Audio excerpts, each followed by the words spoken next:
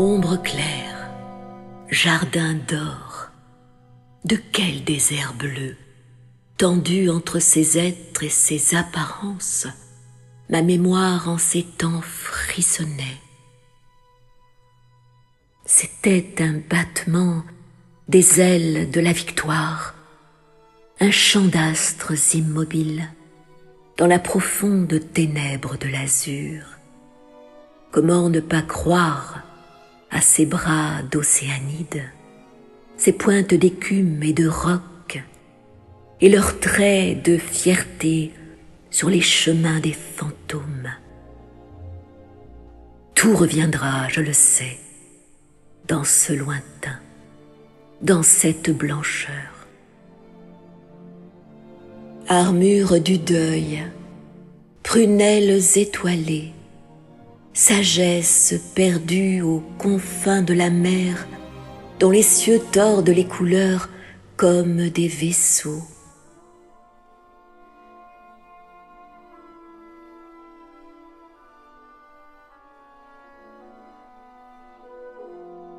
Nous sentions sur notre joue l'éther grandiose, son libre essor vers les oliviers pâles du rivage, son reflet de ciel, ses larmes étouffées et son sourire d'où renaissent les consolations au bord des cils comme une brume d'exil.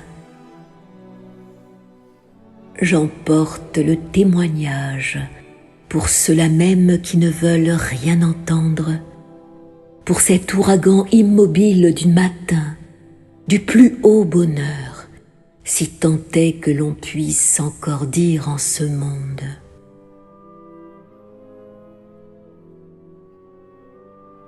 J'emporte témoignage sous le manteau de la nuit si claire, à qui sait voir, sous le manteau de l'oubli de la mer, sous le manteau du souffle éperdu, où marche le souvenir de douceur et de feu des rois dont l'âme verdoie. Est-ce fuir que de céder à ces beautés pensives? Est-ce trahir que d'entendre les abeilles d'Orphée tournoyer dans l'admiration de l'ébauche du monde? Tel était notre bonheur, que chaque seconde nous fût une cosmogonie. Point de sommeil, mais une secrète fureur de joie, composant des siècles de pourpre avec les agrafes d'or de l'instant. Tes lèvres douces revivaient une fable vermeille, un songe immobile sur l'abîme, sur la coupe visible de l'aurore, encore endormie dans l'aile magnanime du Dieu.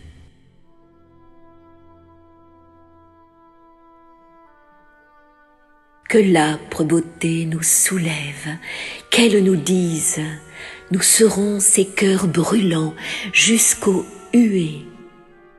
Nous serons les traces de son langage disparu et, s'il le faut, son haïssable mélancolie. Force céleste, fournaise bleue, triomphe pour la gloire d'une innocence infaillible, lorsque de toutes parts se hâtent les souffles étésiens, que scintillent dans les vers les vins parfumés de résine, dans la grande trêve apollinienne de l'Empire. Nous n'étions point étrangers à ces frontons, à cette emprise de la connaissance pure, où s'éternisent à la fois les hauteurs sans visage et les racines des oliviers. Nous vaincrons le courroux de ces escaliers sablonneux, et d'une pensée pure, nous fleurirons d'une blancheur immobile, comme l'instant de cette tempête adorée. Libation aux confins du monde, ivresse légère qui éveille la douceur des pêches mûres et la splendeur septentrionale des ombres du soir, de l'autre côté de la naissance des mondes. De l'autre côté du temps, de l'autre côté du vent, quelques songes élargit nos pupilles au ressouvenir de ces lois excellentes.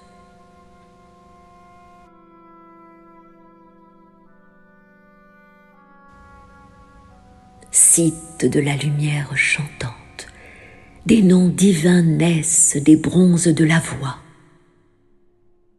Les hymnes enseignent à la musique son propre secret, qu'elle ne divulgue point, sinon dans la procession des regards qui passent, équanimes, sur les rives, entre les pins et les genévriers, qui passent en s'attardant à peine vers l'éternité et les mystères. Que le Dieu lumineux tende les voiles, qu'il avive le chatoiement des vêtements sacrés et ne nous détourne point de la face invisible de la mer. Nous serons fidèles entre les fidèles, dans le secret et dans l'évidence du temps. Fidèles en quelque lieu et en quelque temps que nous nous trouvions, fidèles dans la vérité de la brise qui porte le chant, et fidèles au sillage qui porte le don de la mort vaincue, fidèles à ce moment-là, fidèles dans le silence et dans le vacarme des dieux, fidèles aux pailles qu'allège la terre et que le ciel embrase d'une image immense, fidèles aux ruisseaux pierreux, aux ruches cuivrées et aux expériences du silence et du jour éternel. Fidèles à la voix limpide qui scintille de batailles subtiles. Voici les réverbérations messagères. Voici le chemin précis dans l'immensité. Voici les traces. Voici les empreintes du Dieu dont le sceau rivalise avec la douce coupole du printemps pour nous faire comprendre la limite et l'illimité et la sagesse de l'Empire que l'on devine devant une fenêtre claire dans le pressentiment des cieux profonds et des mers chaudes que voilent à notre souvenir les siècles de vanité et de mensonges.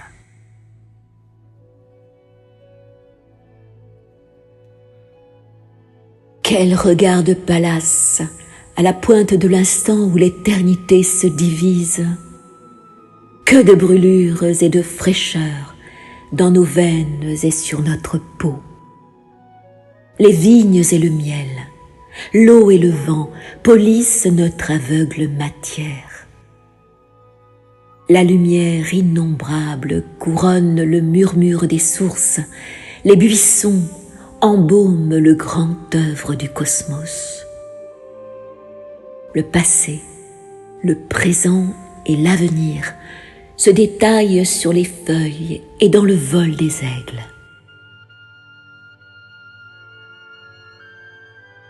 Comment croire encore en la séparation devant cette volupté puissante dont l'image nouvelle vient d'éclore dans l'air où tremble encore un parfum d'eau de pluie.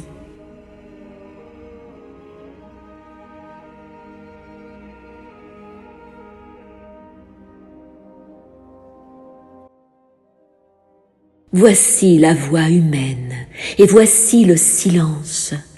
Voici la bonté de la terre et voici les vases d'argile, comme une volonté surhumaine précédant les plaines qui vont chuchotantes vers le soir. Voici l'orbe du temps. Et qu'est-ce que le temps? Qu'il nous accable ou resplendisse, peu importe, ce n'est pas lui qui passe, mais nous seuls. Déjà flamme dans le bannissement de l'imminence, dans le secret de l'étoile au front, dans les formes de l'univers, les symboles augustes que les quadriges de nos sens ouvrent à la connaissance des antiques tablettes d'Erato perdues sous le rugissement des flots, perdus et retrouvés comme un amour humain dans ces recueillements de rire, de beauté, d'acanthes prophétiques. Qu'est-ce que le temps? Qu'il nous accable ou resplendisse, que nous ne puissions étreindre contre notre cœur comme le parfum du soir, comme une prière délaissée, comme une épaule nue dans une roseraie, un front empourpré. Qu'est-ce que le temps, s'il ne se courbe sous notre regard, comme un horizon prosterné?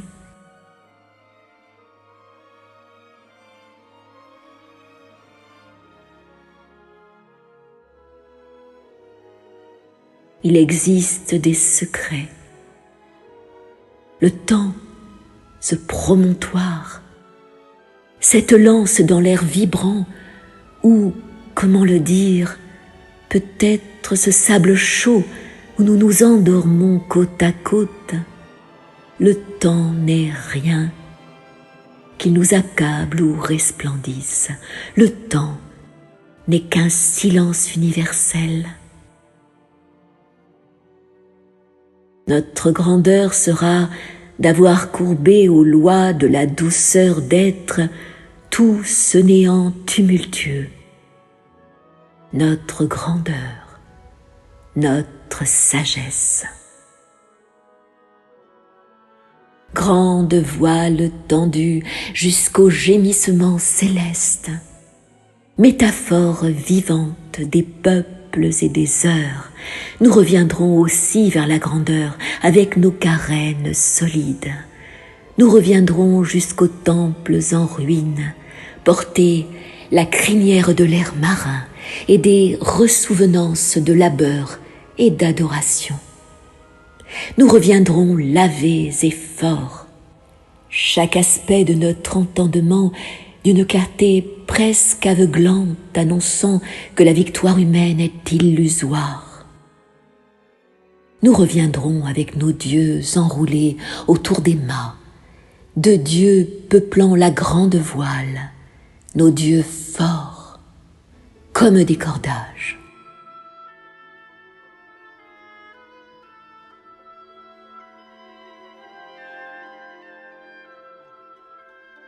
Quel beau règne pour cette terre que le règne de notre retour. Tout recommence, car le temps n'est rien et que la brûlure de la fidélité est plus profonde que le cri, orne de son signe sacré, de son passage ailé, le ciel fécond d'enseignement à qui sait lire. Tout recommence, cœur infini, premier voile de l'apparu disant « Je te trouve enfin ». Et nous avions tant attendu ce moment-là, avec une telle ferveur et une telle patience, qu'une brume de chaleur montait vers nous, que les eaux tremblaient à nouveau après tant de batailles, de fatigues. Cette salutation enfin changeait un cœur, et l'étincelante obscurité se renversait comme une corbeille de fleurs sur l'orgueil aérien de la conquête. Tout recommence, cœur infini, car le temps qui l'accable ou resplendisse ne passe point.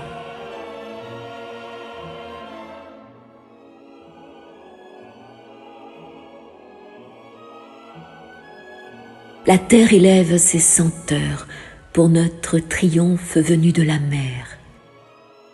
L'Aude enclôt un prodige d'ordre étincelant. Point d'outrage à cet horizon que la proue de mon chant et point d'oraison d'une plus haute innocence. Une soif ardente fond dans le sommeil comme un oiseau de proie.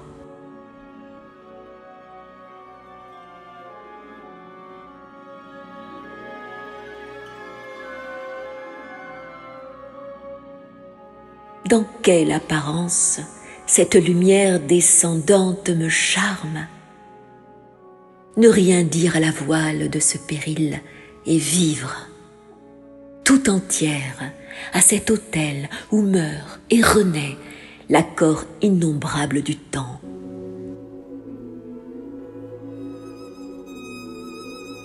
Ta bouche parfumée énonce le prodige. La voix, les degrés, le marbre, ô fille des astres, seront ces stations d'immortalité, où le Dieu allège de toute sa force nos pas l'un après l'autre sculptés, nos pas l'un après l'autre perdus dans le marbre que travaille l'abîme.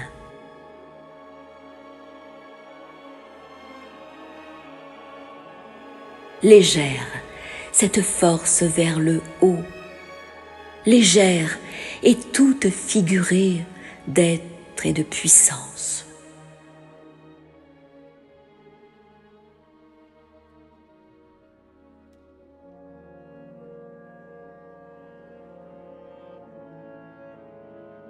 L'Empire compose d'immortalité ces générations innombrables de pas sur les marches du temple. Quelle abondance d'oubli! Comme une pulpe enracine notre savoir dans la profonde saveur d'une pureté qui allonge les ombres et que nous suivons pas à pas.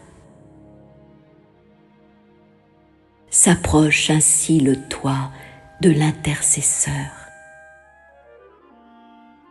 Le soleil, l'air, Dieu s'accordent à l'ombre que j'endure. À l'ouvrage des vignes et des puits, aux mille figures de notre consolation nouvelle, à la volupté inconnue.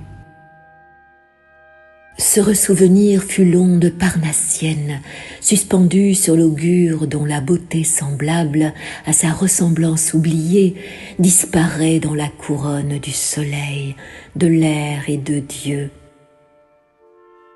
Haute la nef, soulevée dans la clameur, dans le péril, haute dans le prodige des vagues anciennes et mélodieuses, et plus haute encore dans la mémoire virgilienne de l'esprit.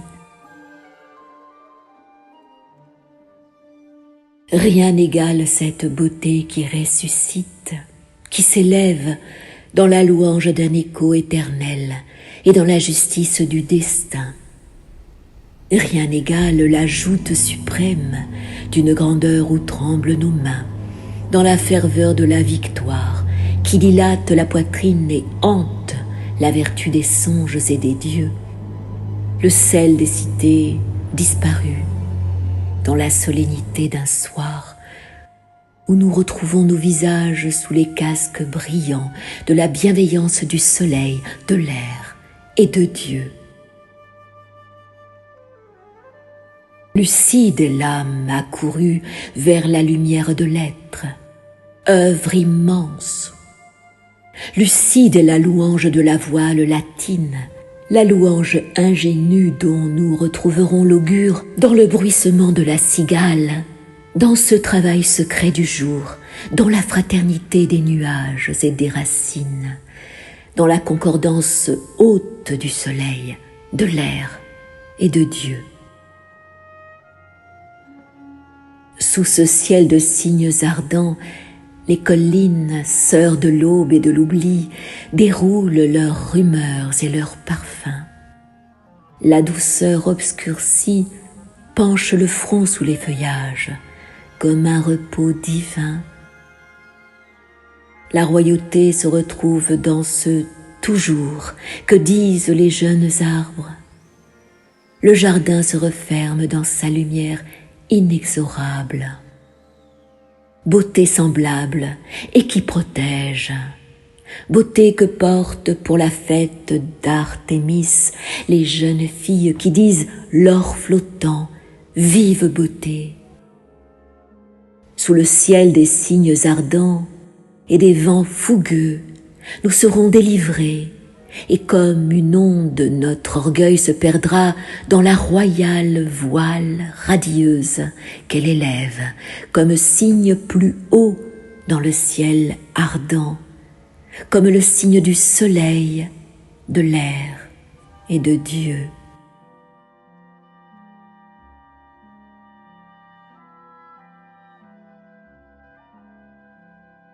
Qu'elles soient les très belles, les gardiennes du labyrinthe de nos pensées et de la profondeur des grèves, et du soleil,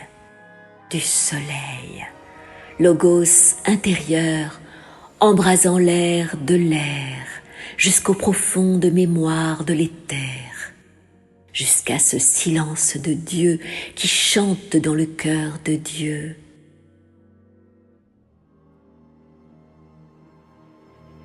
Qu'elles soient, ces jeunes filles d'Artémis, les flammes du redoublement des formes, dans l'intarissable secret dont la beauté subjugue le spectacle immense de l'aube, où nous retrouvions enfin les ombres claires et le jardin d'or. Qu'elles soient, ces jeunes filles d'Artémis, les flammes du redoublement des formes, dans l'intarissable secret dont la beauté subjugue le spectacle immense de l'aube, où nous retrouvions enfin les ombres claires et le jardin d'or.